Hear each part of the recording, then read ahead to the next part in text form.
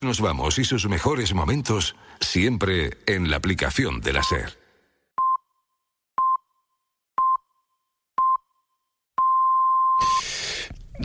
Ya lo dije el lunes, que esto es una cuenta atrás, que al verano de la radio le queda poquito. Estaban ya por ahí los compañeros de la nueva temporada de Aimar preparando cosas. Y yo creo que adaptándose también a los madrugones. Son las 6 de la mañana, las 5 en Canarias.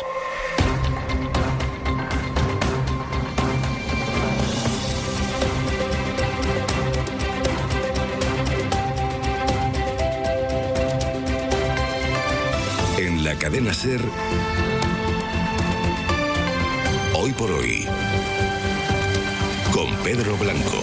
¿Qué tal? Muy buenos días. Bienvenidos a Hoy por Hoy. El curso político ha empezado con el choque entre los ministerios de Justicia e Interior sobre lo que sabían o no los servicios de inteligencia antes del cruce masivo de migrantes del pasado 30 de julio.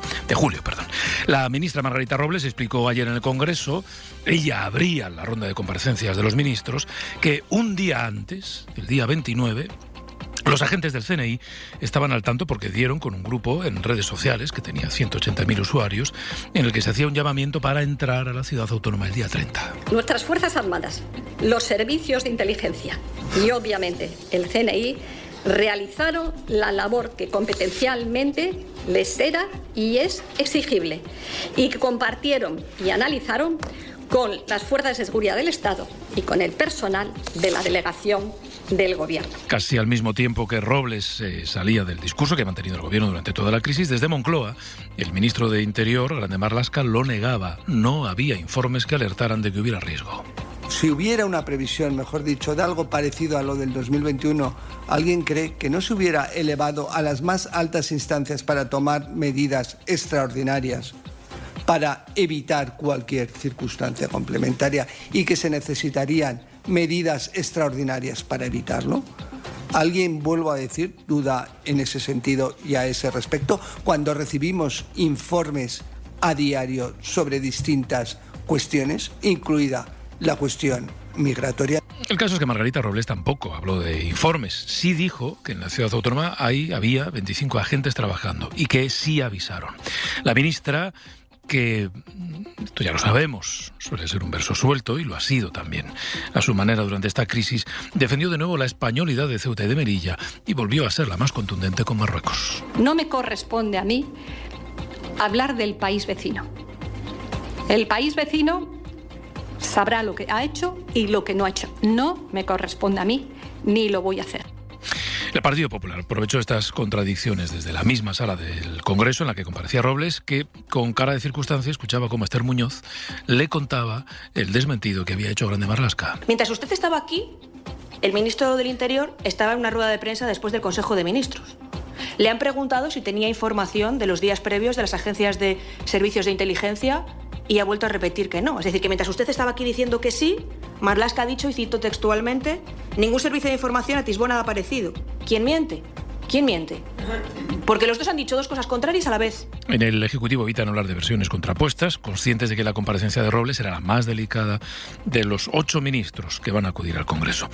Quisieron mostrar que están plenamente volcados en la crisis. Ayer, 26 días después de que comenzara esta crisis, se declaró la situación de interés para la seguridad nacional con el mando único que encabeza el ministro Ángel Víctor Torres. Aquí ha habido una primera fase en la que, lo ha dicho también la ministra portavoz, el Gobierno ha estado de manera permanente, se han abierto recursos, se han trasladado distintos miembros del Gobierno, hemos caminado en una respuesta ante los que han quedado en Ceuta y Melilla y empezamos una fase constructiva en la que hay un mando colectivo, en la que está también el Gobierno de Ceuta, que tendrá lógicamente sus derechos y también sus obligaciones, ¿no? Torres está en Ceuta desde ayer, mantuvo ya una reunión con el presidente de la ciudad. Esta mañana conversaremos con él a las 8:30 de la mañana.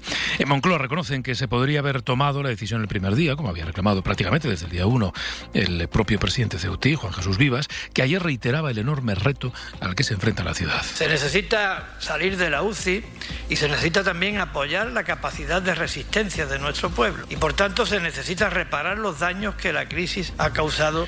La situación de interés nacional en Ceuta se va a prolongar al menos hasta el 31 de diciembre. Una de las prioridades de este mando único va a ser agilizar las expulsiones mientras se saca de la calle a los que siguen allí. A los 4 espacios ya aprobados, el Gobierno pretende sumar otros, cuarteles militares o espacios de titularidad municipal. El Consejo de Ministros aprobó además ayer 2 anteproyectos para endurecer las leyes de asilo y de extranjería, adecuándolas al Pacto Europeo de Migración que está en vigor desde julio. Lo explicaba en rueda de prensa Grande Marlaska. Nuestro objetivo no es otro que contar con un sistema de protección más ágil, eficaz, ordenado y, por supuesto, garantista. La nueva ley de asilo va a cortar los plazos de expulsión, una vez haya rechazado la petición, a 12 semanas. Y un día más, la historia del ático sigue marcando la actualidad política en la Comunidad de Madrid. Algo ha cambiado porque ahora sí, alguna explicación se quiere dar, alguna más, alguna añadida, alguna más solemne, se quiere dar desde el gobierno autonómico, más allá de ese echado pescado. Porque Miguel Ángel García, que es el máximo responsable de la empresa pública que adquirió el piso, el consejero, ha pedido comparecer a petición propia en la Asamblea de Madrid. Eso de comparecer a petición propia tiene sus ventajas porque le permite cierto control sobre el debate. El consejero es el primero, es el último en el turno de palabra y además delimita el objeto de la comparecencia. Así se defendía esta semana Miguel Ángel García. Lo único que hay es un interés de la izquierda y de la ultraizquierda para tapar, o tratar de tapar, mejor dicho, lo que está ocurriendo en nuestro país, que no es otra cosa que caos y corrupción.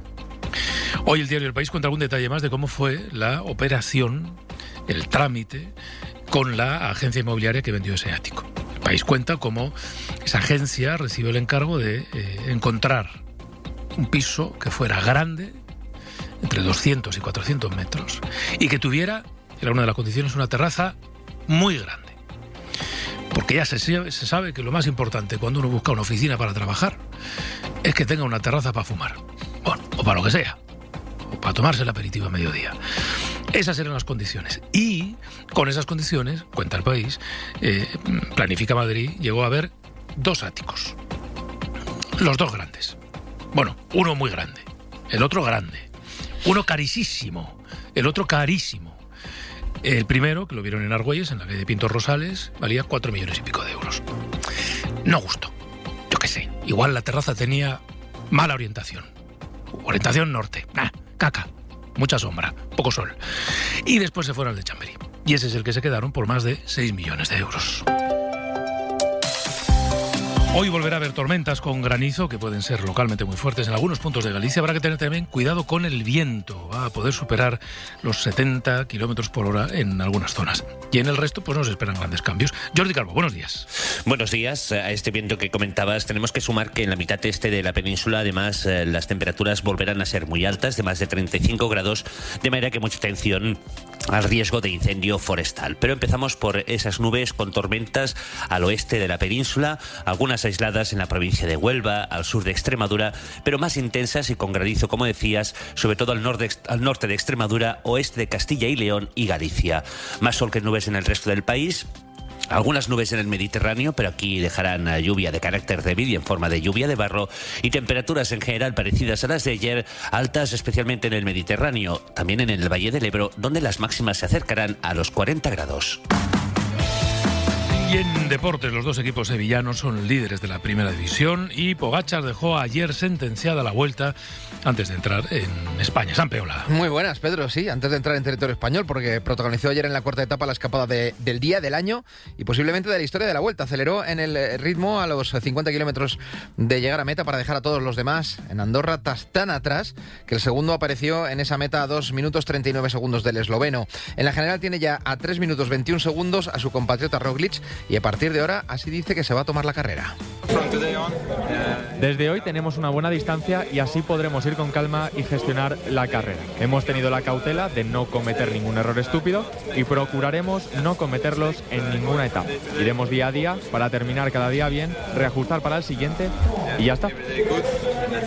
Lo que vaya a ir con calma no me lo creo mucho porque no lo suele hacer. Y de la Liga, el Betis impuso anoche 0-1 en Mestalla al Valencia en partido recuperado de la primera jornada, con gritos de la afición de Corberán. Dimisión, es colíder junto al Sevilla, ya esta noche a las 9, desde las 8:30 en Carrusel. Mourinho regresa al banquillo del Bernabéu 13 años después en el Real Madrid Real Sociedad, también de la primera jornada. Qué locura de partido, Sampe. Esto es primera jornada. Esto es primera jornada. Pero ya se ha jugado la segunda. La segunda una está parte entera hecha ya, pero la primera no. Pues qué lío. Es que qué luego dicen lío. que somos... Bueno, y la semana que viene vuelve el fútbol. Tenemos fútbol todos los días. El lunes, el viernes. Sí. Bueno. Claro, hasta mañana recuperamos la primera, el viernes empieza la tercera, esto es un jaleo. Bueno, por mis cosas, que ya te contaré algún día, venía en el taxi viendo el calendario de la Liga. Ah, mira. Por mis cosas de mi trabajo. Ajá. O sea, no que en realidad esto es una excepción, sino lo que hago durante el resto del año. Pero ya he visto que luego hay mucha más tranquilidad. Sí. O sea, que luego ya solo hay jornada los fines de semana...